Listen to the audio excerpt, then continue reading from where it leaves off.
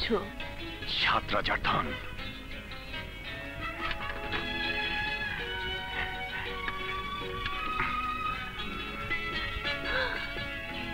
অভাবে সংসার, ঘরে নিলে খরচ হয়ে যাবে না, তাই প্রীতির বিয়ের জন্য কিছু টাকা জমিয়েছি। বেশ করেছো। এগুলো দয়া করে পোস্ট অফিসে জমা দিয়ে দাও, নইলে চোর ডাকাতে নিয়ে যেতে পারি। চলো চলো। ওঠো ওঠো, ধরো।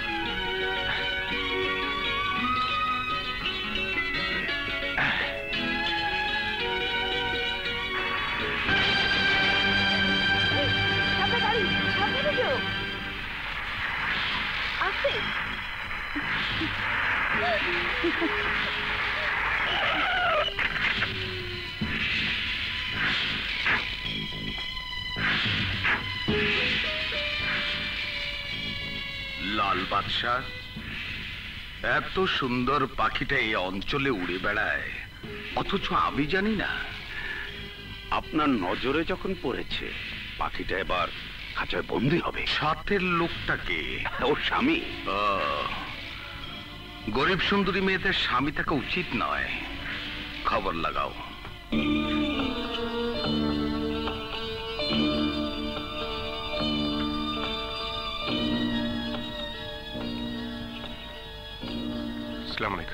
ওয়ালাইকুম সালাম। তোমাদের বংশের ছেলেরা রিক্সা চালায় না। এটা নাও, একটা বেবি ট্যাক্সি কিনে নিও।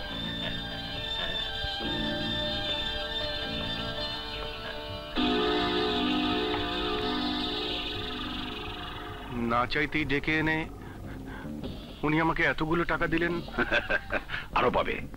হুজুরের কৃপা দৃষ্টি থাকলে বেবি ট্যাক্সি কেন, ট্যাক্সিও কিনতে পারবে। আমি ঠিক বুঝলাম না। হুজুর বলেন, গরিবের ঘরে সুন্দরী বউ মানায় না।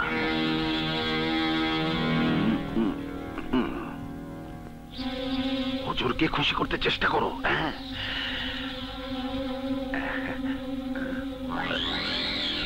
আরে কোথায় যাচ্ছ?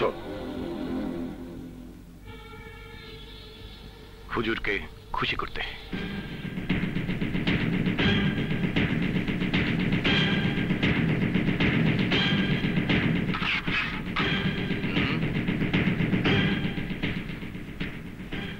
আপনি আমাকে এতগুলো টাকা দিলেন, আপনাকে তো কিছু দিতে হয়। কি দেবে?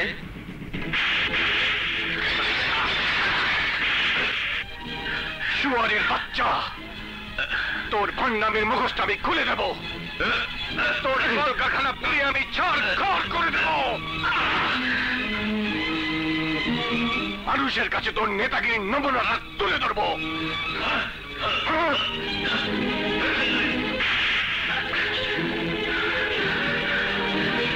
লাল বাদশাহ,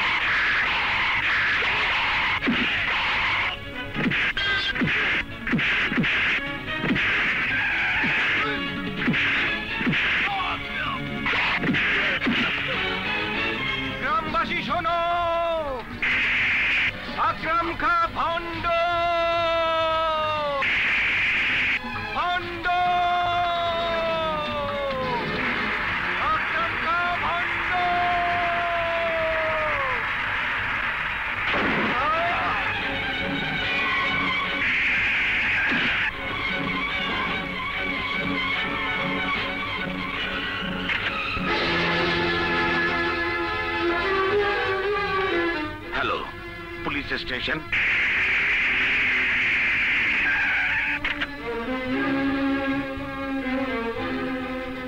Arrest him.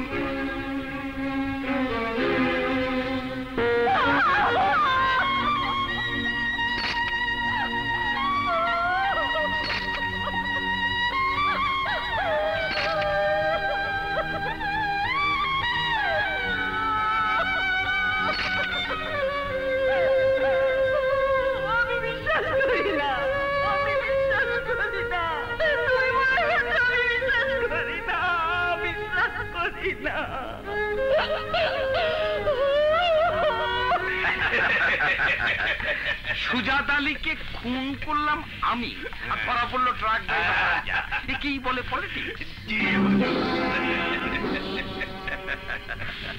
শুধু তাই না হুজুর, সুজাত আলীর বিধবা স্ত্রীর মালিক এখন আপনি বটেই।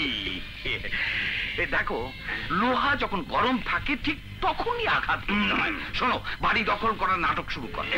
তাই হবে হুজুর।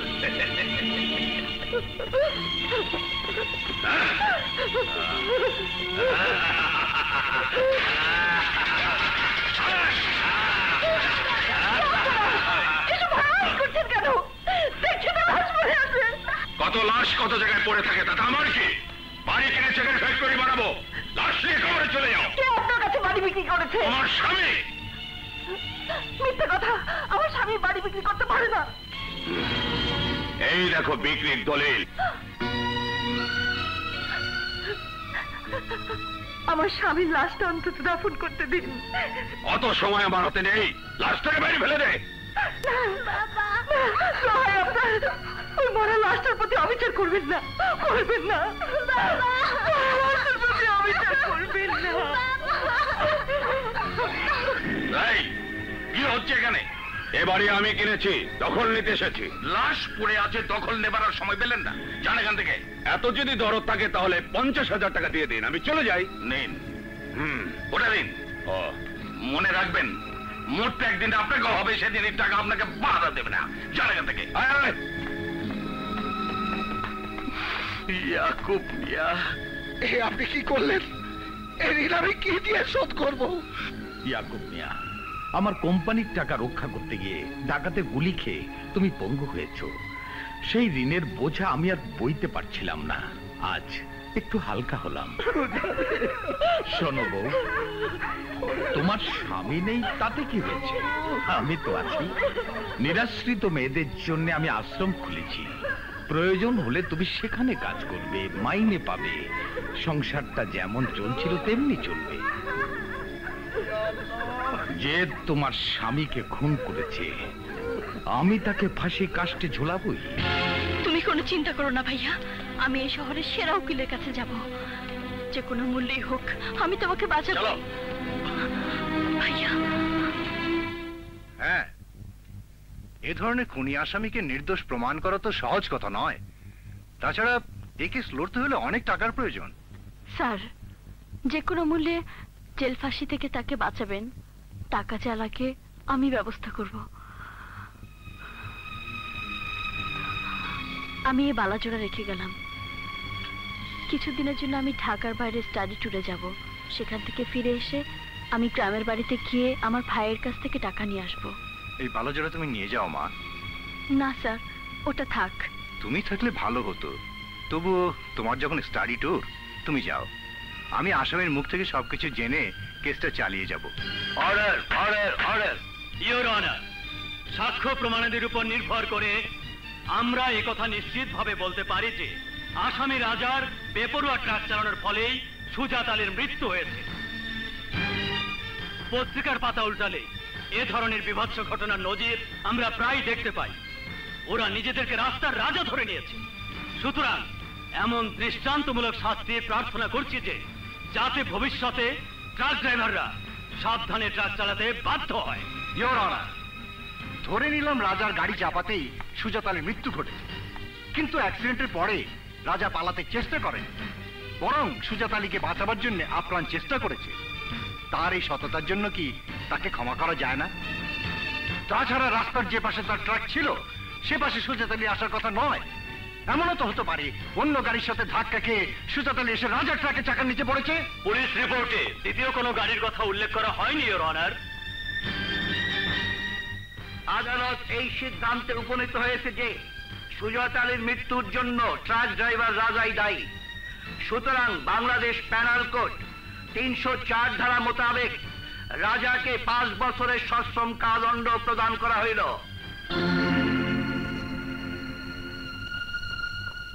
ইওর অনার, আমি একটি আবেদন আপনার কাছে পেশ করতে চাই। বলুন। মানুষ হত্যা করলে মানুষের শাস্তি হয়, এটাই আইনের বিধান। আইন তো মানুষের কল্যাণের জন্য।